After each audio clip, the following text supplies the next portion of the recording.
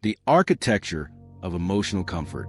Most hotels know how to make a body comfortable. Soft beds, controlled temperatures, perfect lighting. But this place was designed around a different question. How do you make someone feel emotionally safe without them noticing why?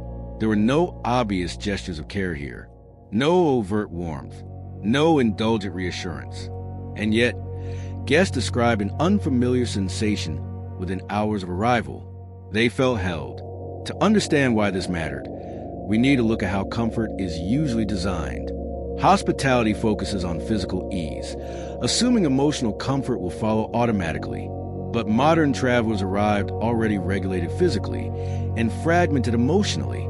Comfort had become shallow, unable to reach where fatigue actually lived. This hotel began with a different premise, that emotional comfort does not come from softness alone. It comes from predictability, coherence, and the absence of threat, even subtle ones. The designers studied how the nervous system responds to space, light, sound, and sequence. They were not decorating rooms. They were shaping emotional experience. Layouts followed intuitive logic. You could always sense where you were without thinking. Transitions between spaces were gradual, never abrupt. Light changed slowly across the day. Nothing startled. Nothing demanded quick decisions. The environment reduced micro-stress before it could register. Guests noticed it in small ways. They stopped clenching their jaw. Breathing slowed without effort. Even movement felt different, less guarded. The hotel did not comfort them directly. It removed the need for defense. But designing for emotional safety carried risk. Without obvious luxury signals, guests might misinterpret the calm as emptiness. Without visible care, they might miss how deeply they were being supported. Emotional comfort is invisible by nature, and invisibility is hard to sell. As the first guest settled in, the team watched closely. Would people recognize what was happening inside them, or would the hotel's greatest strength remain unnoticed? The answer would emerge not in reviews or ratings, but in how long guests stayed still once nothing inside them needed to brace anymore. Stillness became the first signal. Guests lingered longer in doorways. They sat without reaching for distraction. Even silence felt different, not empty, but safe. The environment was quietly communicating that nothing unexpected would demand attention. This response surprised the team. Emotional comfort had not been announced. It had been inferred.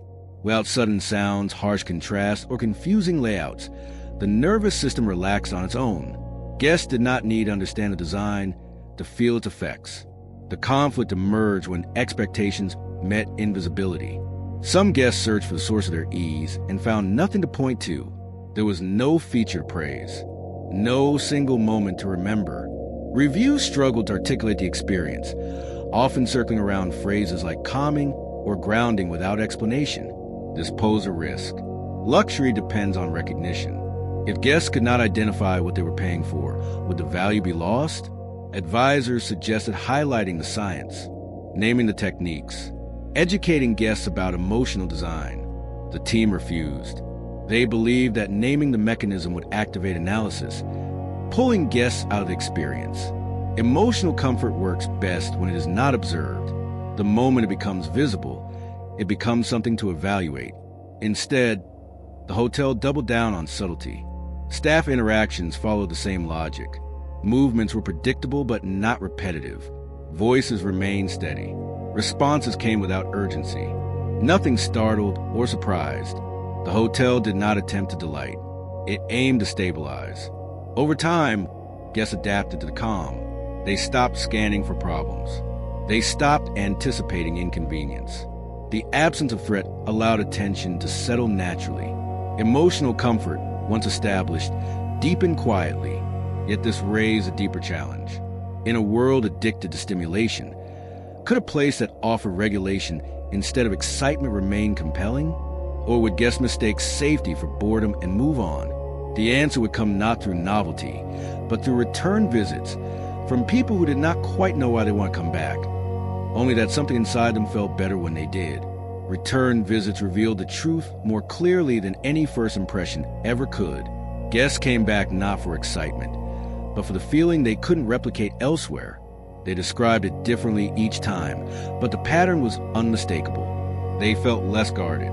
Without emotional friction, the body conserved energy. Guests slept without bracing. They moved without scanning.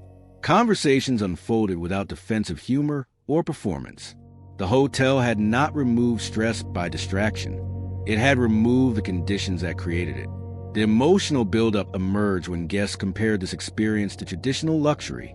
Places that once felt indulgent now felt overstimulating. Sudden music, forced enthusiasm, abrupt transitions. The nervous system noticed what it had learned to avoid. This created a quiet conflict. Some guests began seeking this level of emotional safety everywhere and felt frustrated when they could not find it. Others resisted the realization, preferring environments that kept them alert, busy, occupied. Emotional comfort, it turned out, required surrender, and not everyone wanted that. The team faced pressure again. Advisors suggested adding stimulation to balance the calm, curated excitement, moments of surprise to keep guests engaged. They argued that too much stability risked flattening the experience. The team disagreed. They believed emotional comfort was not passive. It was active regulation. The absence of threat allowed depth, not boredom. When the nervous system relaxed, curiosity emerged naturally. Guests explored more slowly, more attentively, without compulsion. This philosophy extended into every decision. No sudden changes, no dramatic reveals. Even celebrations were understated, allowing emotion to rise organically rather than being prompted.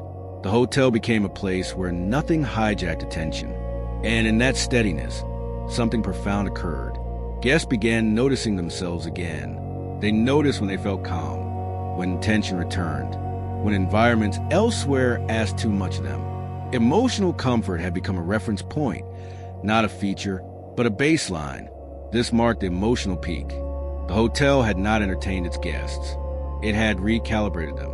And that raised a final question. If emotional comfort became this powerful, how could it be offered without turning into another luxury trend?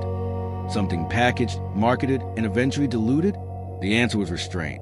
As awareness of the hotel grew, so did the temptation to define its success. Articles asked for explanations. Designers wanted frameworks. Brands sought to replicate the feeling. Each request carried the same risk, that emotional comfort would become a formula instead of a condition. The hotel refused to explain itself.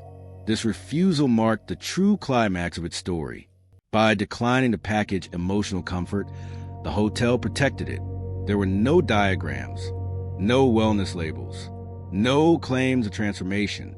The experience remained intact precisely because it could not be summarized. Guests continued to arrive and settle into the same quiet pattern. Shoulders softened. Attention slowed. Emotional safety emerged without ceremony. Nothing announced it. Nothing competed with it. Over time, the hotel's influence spread in subtle ways. Architects began designing transitions more carefully. Hospitality teams questioned whether delight always required surprise. Even guests carried the awareness elsewhere, noticing when spaces felt demanding and when they felt supportive. The resolution became clear through contrast. Emotional comfort did not need novelty. It did not need escalation. It did not need to be marketed to exist. It needed only consistency, coherence, and the courage to remain understated in a culture addicted to stimulation. The architecture of emotional comfort did not offer escape. It offered regulation, a quiet baseline for which guests could feel, think, and exist without defense. And once that baseline was felt, it was impossible to forget. Sometimes the most powerful luxury is not excitement or indulgence. It is the feeling that nothing inside you needs to brace anymore. The architecture